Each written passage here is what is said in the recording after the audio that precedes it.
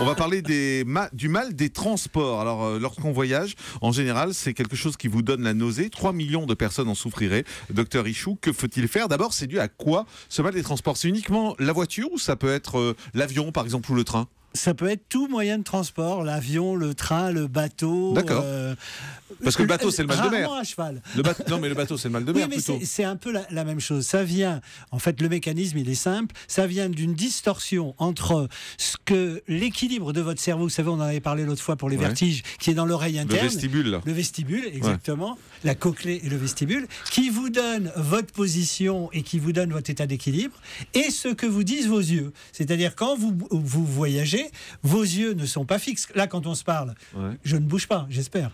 Enfin, bouger des mains, mais oui. Je bouge des mains, mais vous n'avez pas la sensation que je vacille.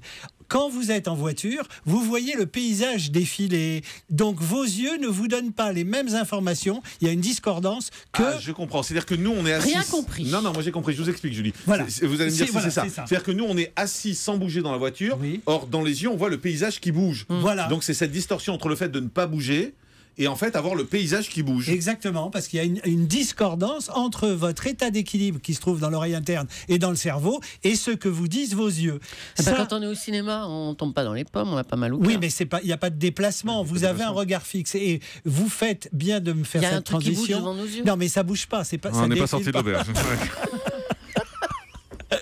Prévenez Wendy qu'elle prendra le journal à 14h aujourd'hui.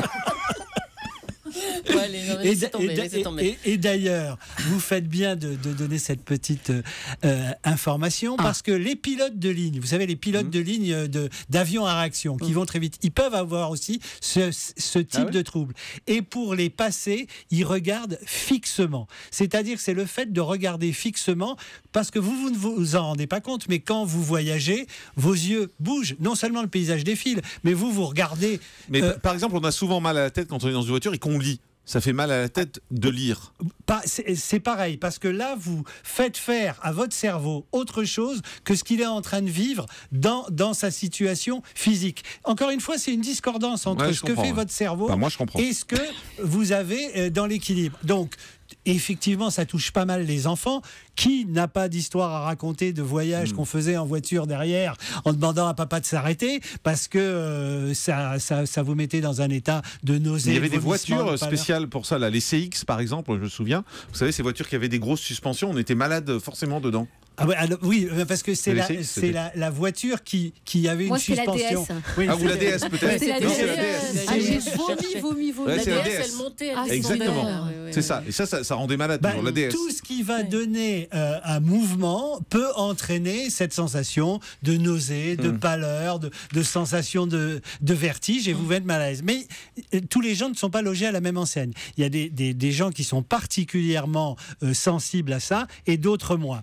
Alors, quand on en est victime, d'abord, il faut avoir un petit peu de bon sens. Si vous êtes en voiture, vous avez mal des transports, vous vous mettez à l'arrière avec quelqu'un qui conduit en montagne en faisant des arrêts brusques, des accélérations, des virages à la Fangio, c'est sûr que ça va augmenter. Donc il faut être à l'avant plutôt de la voiture, c'est ce que vous nous dites. Il faut faire 4 places à l'avant maintenant. Oui, non, mais tout le monde n'a pas le mal des transports. Voilà, donc on ne met à l'avant que ceux qui ont le mal des transports. Ou mieux conduire, parce que vous remarquez que quand vous conduisez, là, vous n'avez pas mal.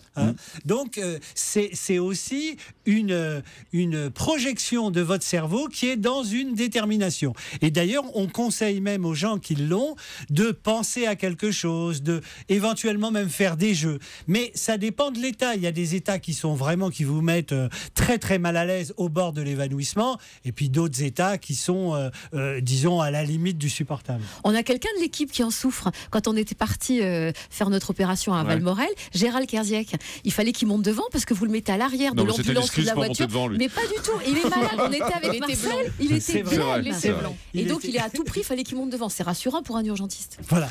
Donc même les médecins ne sont pas à l'abri des désagréments de ce type de désagréments. Donc premier conseil, monter à l'avant de la voiture. Alors, il vaut mieux monter à l'avant. Il vaut mieux avoir mangé quelque chose de solide, mais pas trop. Oui, mais vous avez envie de vomir, mais si vous n'avez moi, rien je fais bien à le vomir... sanglier, mais alors vous, le vomi, c'est remarquable. Hein. Voilà. Il vaut mieux avoir évité de boire, parce qu'évidemment, si vous avez beaucoup bu et que vous avez un petit peu la nausée à cause de l'alcool, ça va amplifier les phénomènes. Il vaut mieux ne pas avoir mangé trop gras. Et d'une manière générale, il vaut mieux non pas se recroqueviller, mais se mettre dans un état où en regardant les yeux fixes. On lit pas et on se met devant la route et on regarde la route. Et quand vous avez des enfants, évitez de les faire jouer avec des applications. De leur passer des DVD. Et de leur passer des DVD. Mais il y a des cachets contre ça, en revanche. Alors, il y a des cachets contre ça, effectivement. Alors. Ce sont des cachets qui agissent sur le système nerveux, qu'on connaît bien d'ailleurs, parce que ce sont des antihistaminiques. Vous savez, tous ces médicaments... Contre les allergies ? Oui, contre les allergies. Quel rapport ? Parce qu'ils ont un effet sur le système nerveux accessoire. Vous savez, il y a plein de médicaments qui sont dérivés de leur indication première parce qu'ils ont d'autres effets. Donc vous avez en premier lieu les antihistaminiques, que vous pouvez avoir d'ailleurs même sous forme de patch, parce que maintenant on vous donne des patchs pour le mal des transports. Et puis évidemment les antivomitifs, parce que ça, comme le principal symptôme que vous avez quand vous avez ce trouble en moyenne locomotion, c'est quand même la nausée, voire les vomissements. Et alors, il y a aussi autre chose, c'est que, vous savez, il ne faut pas engueuler vos enfants, parce qu'on voit des parents qui brusquent un peu leurs enfants. Non, il faut s'arrêter, remettre un peu d'eau, reprendre tranquillement le cours des choses et repartir. Il faut faire des haltes. Et dans les avions, les gens qui vomissent dans les avions, vous savez, il y a toujours ces fameux sacs, je ne sais pas comment ça s'appelle, sacs à vomi, quoi. Enfin, j'appelle ça comme ça. Exactement, oui. Dans les avions. Sac à vomissement. Ouais, c'est ça. Et ça aussi, c'est un mal des transports. C'est la même chose, parce que l'avion se déplace et vos yeux ne voient pas le déplacement. L'avion. Et puis alors, vous avez. Faut demander à être à l'avant là aussi. Vous avez aussi, vous avez non seulement la discordance, mais aussi les troubles de l'équilibre. Quand vous avez un avion, vous avez tous vécu qui bouge beaucoup, votre système d'équilibre, il n'arrive plus à suivre. Donc, il est déséquilibré par définition, et c'est ça qui vous donne. Alors, il y a quand même une chose à faire, c'est que dans ces cas-là, le mieux, c'est de s'isoler, de fermer les yeux. Dans un avion, c'est compliqué. Non, mais ça arrive quand ça arrive. Oui, mais au moins de s'allonger. C'est-à-dire que vous faites comme vous pouvez. En voiture, on peut s'arrêter. En avion, c'est vrai. Plus compliqué. Mais les hôtesses peuvent vous mettre à l'arrière et vous allonger et puis vous rafraîchir un petit peu. Enfin, tous les gestes qu'on connaît, qui sont des gestes de bon sens. Est-ce que l'acupuncture ou l'hypnose, ça peut être une solution ? Alors, c'est toujours très compliqué. Ça peut être une solution parce que vous savez, Sabrina ne me contredira pas, dans tous les phénomènes physiques, il y a une part psychique. Et donc, on peut arriver à contrôler des tas de choses. Est-ce que scientifiquement, il va y avoir un effet ? Je n'en suis pas sûr. Mais il peut toujours y avoir ce qu'on appelle l'effet placebo, qui n'est pas un faux effet, mais qui induit des réponses à votre cerveau. Non, mieux que l'hypnose, je dirais, c'est les œufs durs, vous savez. Pardon ? Les œufs durs. En fait, quand vous mangez des œufs durs, vous ne les vomissez pas. Oui, les œufs durs, on ne les vomit pas en fait.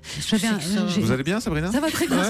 Non, j'avais un grand-père marin qui m'avait appris ça, les œufs durs en fait, sans rien. Évidemment, si vous mettez de la mayo, ça passe pas. Ouais. Mais vous prenez un œuf dur avec du sel, et celui-là vous le garderez, quoi qu'il arrive. Même en mer. J'ai jamais entendu ça. Mais c'est génial comme truc. C'est mieux que les patchs. Non, mais attendez, on ne vomit pas, mais ça ne veut pas dire qu'on n'a pas le mal des transports. Au moins, vous gardez ce que vous avez mangé. Ah oui, c'est ça. Oui, d'accord. Mais docteur Ichou, c'est vrai ? Oui, mais c'est vrai que les œufs. Mais je vous ai dit manger quelque chose de consistant. C'est pour empêcher de vomir. Mais ça ne vous empêche pas du mal des transports. Oui, mais au moins, vous vomissez pas sur mes sièges en cuir. Ah, d'accord. Voilà. Parce que vous avez des sièges en cuir. Elle a les moyens. C'est quand même Julie d'Europe 1.